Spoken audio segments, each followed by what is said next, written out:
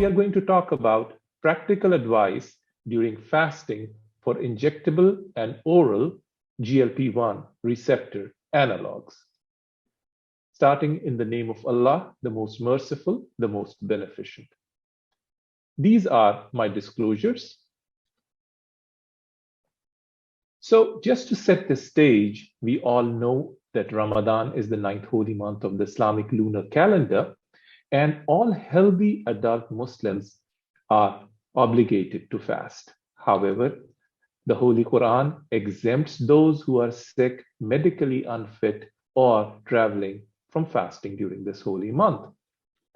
In reality, as we all know, when we look at people with diabetes, the EPIDAR showed us that nearly 80% of people who have type 2 diabetes and 43% of people who have type 1 diabetes do fast during Ramadan.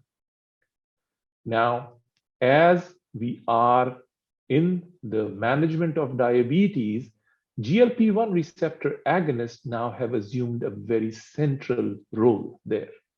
And given the way that their mode of action is, as well as the side effects because of that, this assumes a very particular importance as far as their use in Ramadan. And this is what we are going to talk about in the next few minutes. We all know that the pathophysiology of diabetes is grouped together because of multiple organs which have a role in it.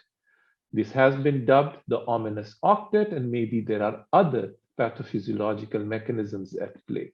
We do know that there is insulin resistance or decreased glucose uptake in the skeletal muscle, there is impaired glucose secretion, there is increased glucagon secretion, increased glucose reabsorption, and so on and so forth. But when you focus on the top of your screen, you do know that there is a decrease in the incretin effect in the GI tract. Now, there is not a single medicine that can give us an effect all across multiple organs that have a role in the pathophysiology. And one class may have its effect on various organs, but certainly not on all of them. So GLP-1 receptor agonist has a role to play with multiple organs, and let's drill a little bit more detail into that. So when you look at the effects of the GLP-1 receptor agonist, if you look at it from the aspect of the brain, there is increased satiety leading to less food intake. In the stomach, you are very well aware that there is decrease in gastric emptying. In pancreas, there is increased insulin secretion and decrease in glucagon secretion. In the gut, there is a decrease in the gut motility. In the liver, what we do see is decrease in hepatic glucose production. In the white adipose tissue, there is increased lipolysis. In the brown adipose tissue, there is increased thermogenesis. In the skeletal muscle, there is increased perfusion. There is a decrease in inflammation. There is increase in diuresis. And in the heart, there are multiple effects, including an increase in cardiac output and vasodilatation. So it is very clear that GLP-1 receptor agonists have a role with regards to multiple organs in the human body. Now, when we move on to the place that GLP-1 receptor agonists have in our current management algorithms or the paradigms that we have, I am referring to the most recent standards of medical care in diabetes published this month, and we are now looking at the pharmacological approaches or the glucose lowering medications. We do know now that the first line therapy is not one certain agent. It is a patient-centered treatment choice, and it includes various factors. However, mostly we have metformin and comprehensive lifestyle modification. However, it is important to note that even before metformin, GLP-1 receptor is now indicated in certain conditions. So these include if a person is having a high risk of atherosclerotic cardiovascular disease or have that disease, if they have chronic kidney disease, if you are trying to prevent hypoglycemia, or you want to promote weight loss. In those instances, GLP-1 receptor agonist can be your first choice. So moving on, if you look at the currently available GLP-1 receptor agonist, we can look at the list of these medications from two different aspects. The first one is the duration of action. These can be divided into short-acting or long-acting GLP-1 receptor agonists. The short-acting ones are the twice-a-day Byetta or the lixisenatide. In the long-acting one, we have liraglutide, exenatide, dulaglutide, semaglutide, both injectable and oral. So in terms of their dosing, obviously, then the difference is that most of them are injectable and only one oral GLP-1 receptor agonist is now available, which is oral semaglutide. This was made available in the UAE, at least fairly recently. Now, if you look at the meta-analyses done in terms of the head-to-head trials, and we then focus on the GI side effects, we find out that the top three are nausea, vomiting, and diarrhea. Now, why are those GI side effects important? In terms of the use in Ramadan, as you all know, that if there is vomiting, the fast may not continue. And again, because of the fact that it has a GI mode of action, these side effects are common. But what is important to note, or what is heartening to know, is that these side effects generally resolve over time, over a matter of just a few weeks after initiation of the GLP-1 receptor agonist. The second important thing in terms of the use of GLP-1 receptor agonist in Ramadan is hypoglycemia. Now, when you look at the class itself, if all the GLP-1 receptor agonist groups, we do see that severe hypoglycemic episodes were very rare, with a rate of only 1 to 2%.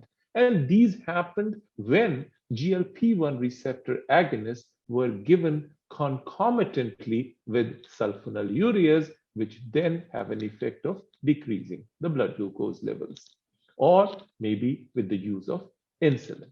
So, moving on, what we do know, other than the GI side effects and the hypoglycemia, are injection site reactions.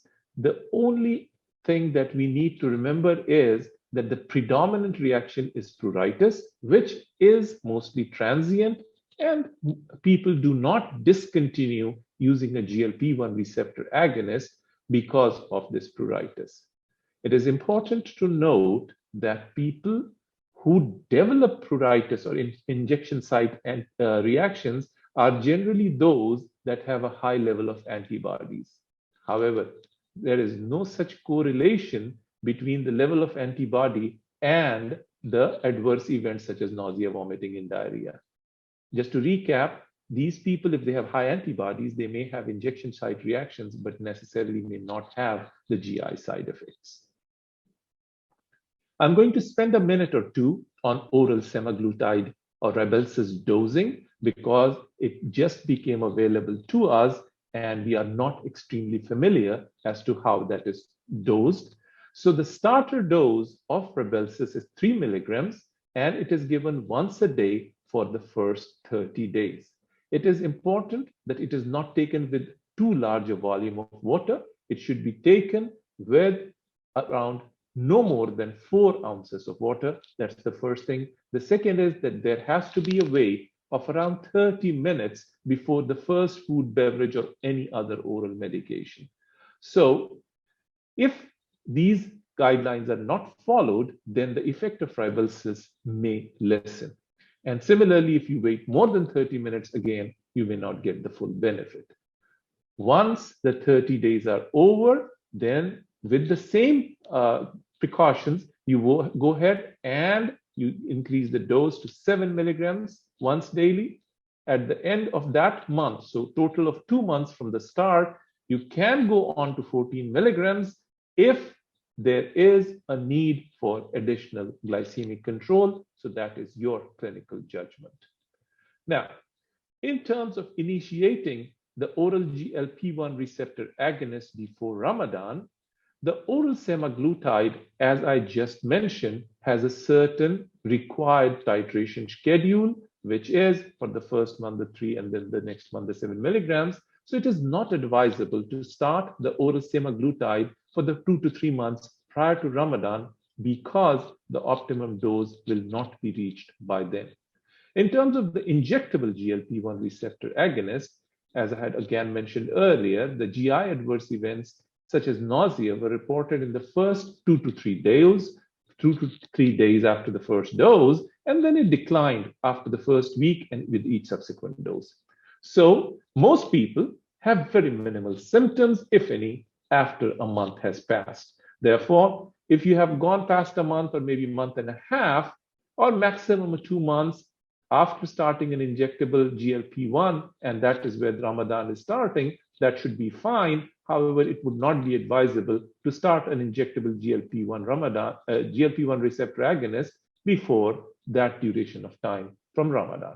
What about continuation of GLP-1 receptor agonist during Ramadan?